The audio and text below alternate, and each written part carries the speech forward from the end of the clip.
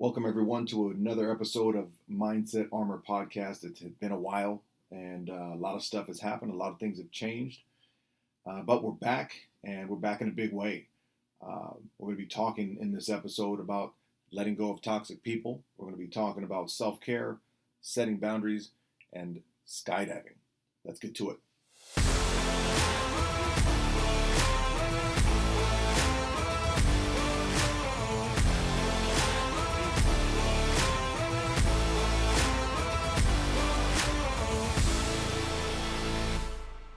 It's good to be back, everyone. I had to take a little bit of time for some obviously personal reasons, and a lot of things have changed for me. And as I've said many times to those who will listen, nothing is ever good or bad. It just is, and how we perceive it and how we think about it makes it good or bad. So I can't say that anything that I've been going through over this past 18 months or so has been good or bad in and of itself, but I've made it a point and a priority to make it good in the long run. So we're going to talk about toxic people. We've all got them in our lives. They are energy suckers. They drain us from our positive energy. They drain us of our ability to make the choice to feel good. And so, that being the case, we've got to protect that, and we've got to be in a position where we can choose to feel good most, if not all, the time. So we're going to go through some steps here and talk a little bit about how we can protect our peace. The first step is to, obviously, we have to identify the toxic people in our lives.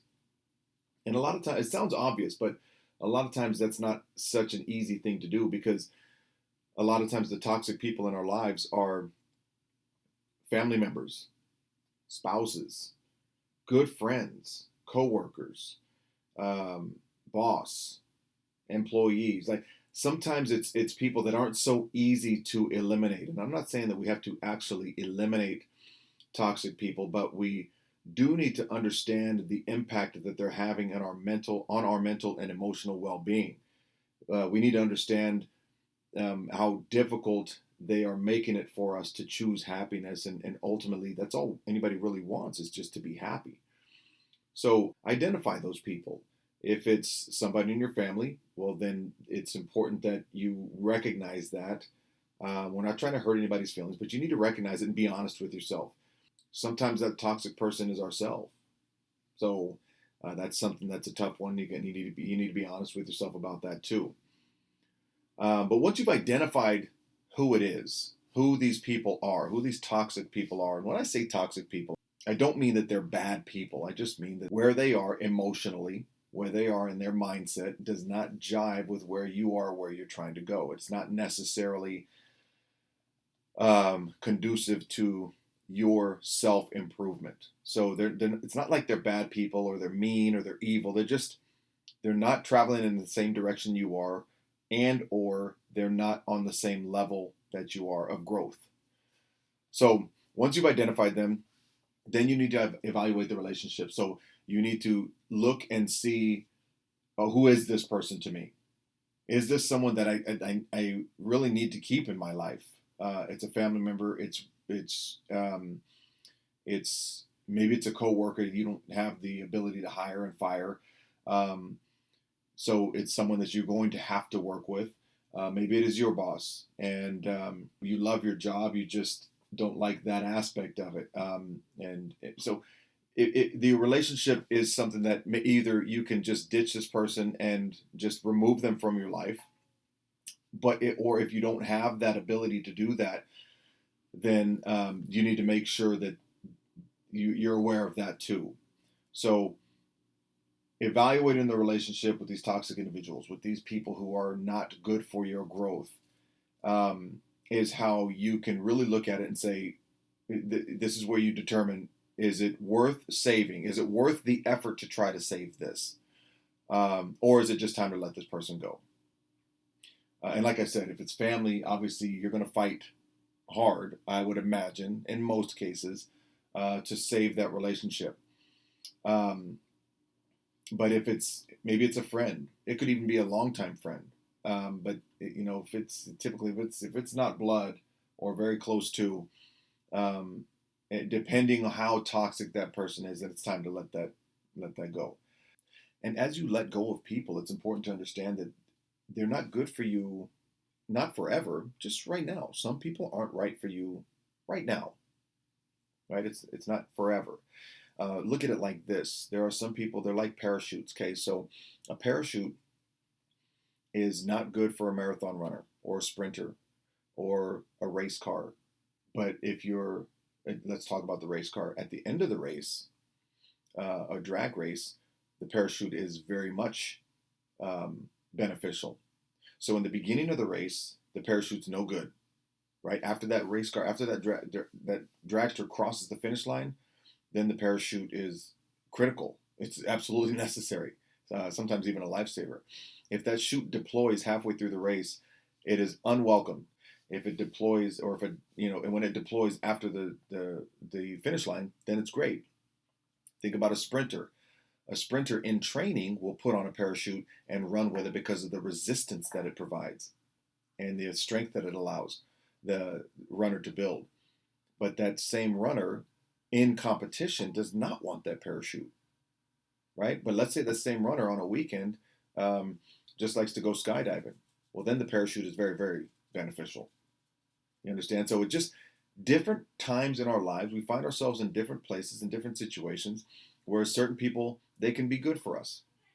They can serve a proper purpose. Who they are serves a purpose, and they fit in our lives. And there are other times when they don't. So it's not no forever. It's just no for right now. So don't think that if you let go of a toxic person that they are gone forever. Sometimes that will keep us from letting somebody go. It's just right now they don't fit, and that's okay.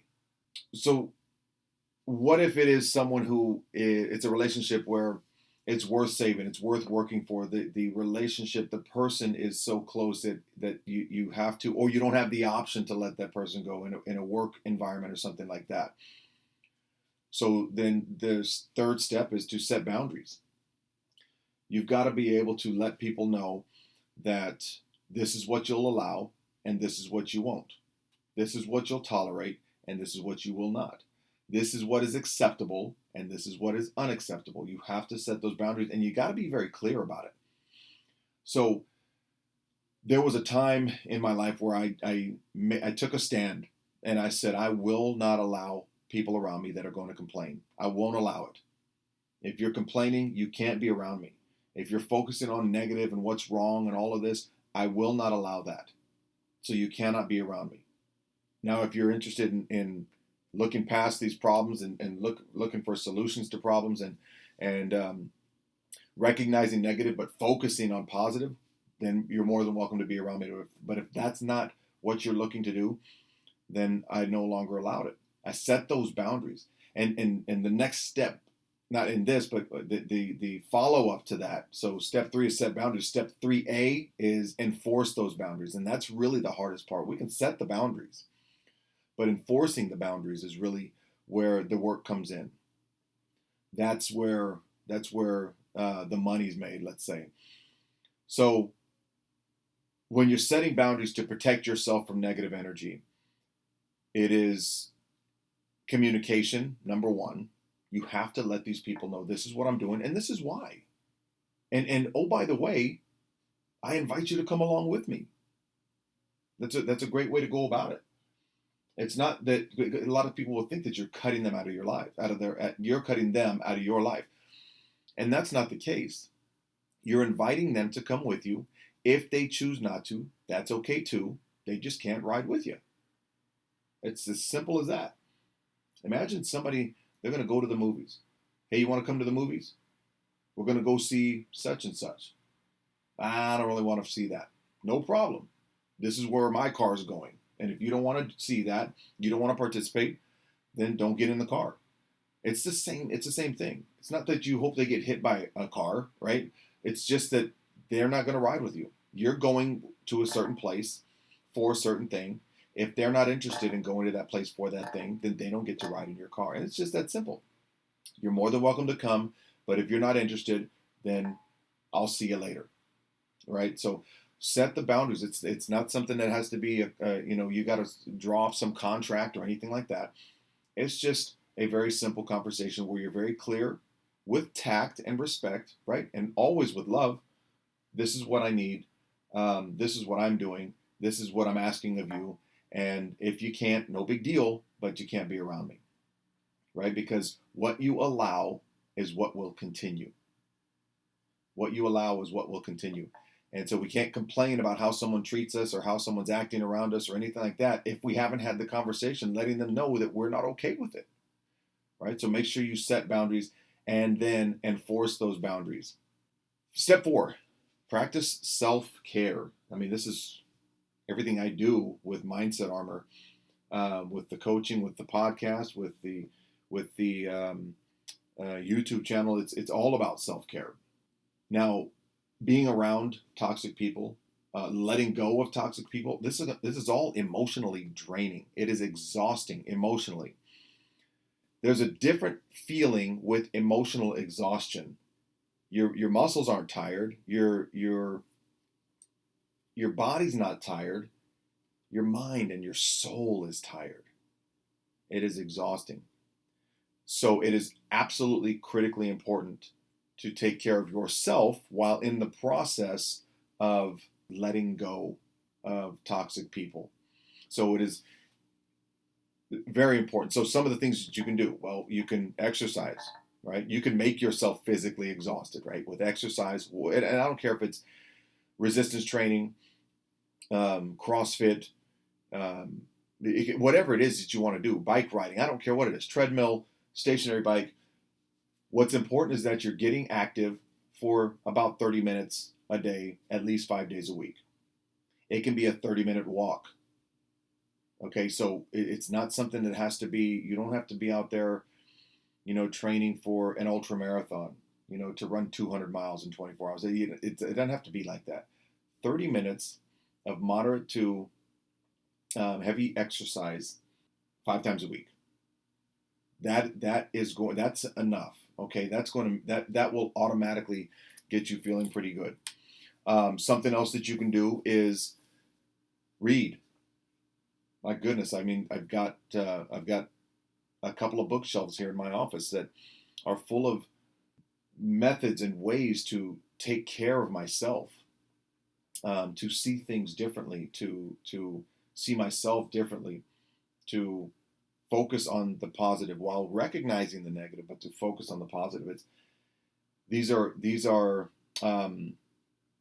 absolutely necessary. Reading is necessary, and again, you don't have to read a book a week. You can if you want, but if you were to just read 10 minutes a day, if you were to just read a page a day, a chapter a day, whatever, something.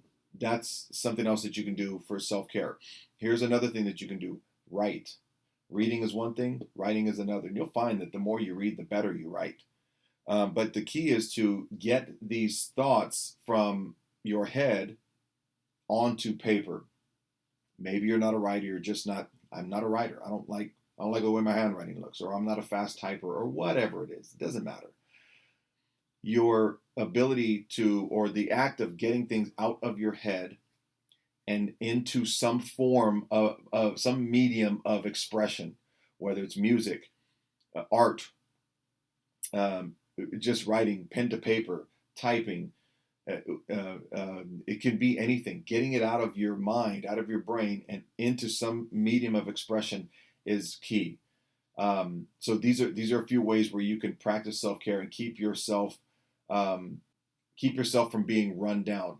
Now, here are some things that are absolutely necessary. You need to drink water.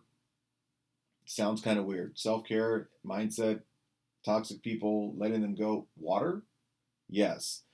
You need to drink water because it is the majority of what we're made up of.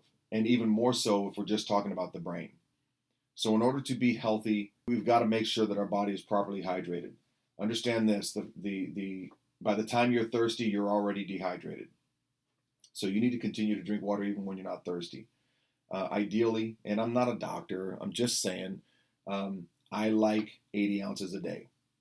That's what I like. It's been said that 64 is the number. It's been said that 120 is the number. If you're at 80, you're going to be good. Obviously, more if you're exerting yourself and sweating, or if you're in a hotter climate. But just do something. Whatever you're drinking, drink more, and that'll be good. The other thing is, make sure you're getting proper rest. Now, I'm pretty busy, and I probably get on average 6 hours of sleep. Actually, it's more than six for as an average, but I know that I'm going to get 6 hours of sleep per night. I think what's ideal for me is eight. I think 8 hours of sleep is ideal. Please don't get caught up in this notion that to be successful you have to sleep 3 hours or no sleep at all, and that is all. It sounds cool and yeah, it's sexy. I don't sleep, or I sleep in my floor in my office, and it's not healthy. Bottom line, it's not healthy. We need around eight, ideally, and it's not just the number of hours that you get; it's which hours you get. If you go to bed and you're asleep by 10, and you wake up at 6, that 8 hours of sleep is not the same 8 hours if you go to bed as if you go to bed at midnight the next day and wake up at 8 a.m. Right? We need to get ourselves into this rhythm of sleep, and it needs to be consistent. So that's very important. It's not just the number of hours of sleep, it is which hours are you getting. So 8 hours is not 8 hours is not 8 hours. So make your bedtime consistent and make your wake up time consistent. Super important. All right, so just a few things about practicing self-care. There are others, and if you have some things that you do that I haven't mentioned, there's a ton of things out there that I haven't mentioned. Don't be afraid to put them in the comments. It helps me obviously, but it also helps the community. And if you've got something that you do that works for you, I guarantee you that it'll work for others too. So don't be selfish with that information. Throw it in the comments. I'd love to read those. And the fifth step to letting go of toxic people is to surround yourself with positive energy. So people who uplift you, who show you support, who are supporting you on your journey, who are supporting you in the things that you are looking to improve, who are supporting you in your goals and achieving the things that you're trying to achieve personally and professionally. Those types of people are who you want to surround yourself with. You also want to surround yourself with the people who have already achieved some of the things you're trying to achieve, because their success will leave clues.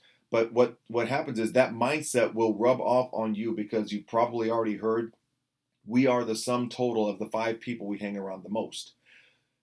We start to adopt the characteristics of the people that we hang around.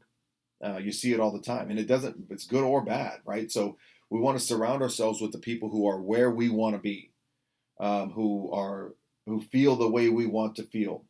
And it's not like we're trying to copycat or we're trying to be anybody else. We're just surrounding ourselves with people who are making it easier for us to be who we want to be, uniquely ourselves, uniquely our best self. Get it? So find people who are where you want to be. Find people who feel the way you want to feel. Find people who are good for your soul, and keep those people close. And what's going to happen is, by surrounding yourself with that energy and exuding that energy yourself, you will flush out the people who don't match that energy. So the toxic people, they'll remove themselves. And it's a beautiful thing, right? Because negative and positive, as far as energy goes, they can't exist in the same place at the same time. There have been times where you were in a place, I'm sure, I know it's happened for me, where I just didn't feel good in that place. I just felt like I can't be here. I don't want to be here. I remember I was working with one of my clients that was looking to buy a house, and I was showing them houses. We were all looking around. They brought their son with them, and we were in a house, and I'm walking around with dad, and mom is with son, and we ended up coming back and meeting in the living room, and she said, you know what, he was telling me he doesn't like this. It just doesn't feel right. this house isn't the one. And I said, exactly right. He didn't feel the energy in that home was not okay. And he didn't know why. He didn't have to know why. I didn't have to know why. Everybody understood that's not the place. The energy wasn't right. You've been in that place where it just didn't feel right. The energy didn't feel good. So you removed yourself. And that's what happens. When your energy is right and you're hanging around people whose energy matches yours, their energy is right too. Anybody whose energy doesn't match that, negative, they will remove themselves. And I tell you what, it's a beautiful thing. It's like the trash takes itself out. It's like the trash taking itself out. So I'm not saying anybody's trash. What I'm saying is it's convenient. Sometimes you don't even have to have the conversation. They don't invite themselves over anymore. They don't invite you to a barbecue or whatever. You know, it's just going to be this congregation of people being negative. It's a beautiful thing. I hope that this has given you some of the tools that you need to let go of toxic people and start living as the best version of yourself. I don't want you to let negative people hold you back any longer. I want you to join this community of people that are letting go of the negativity, recognizing it's there, but not focusing on it.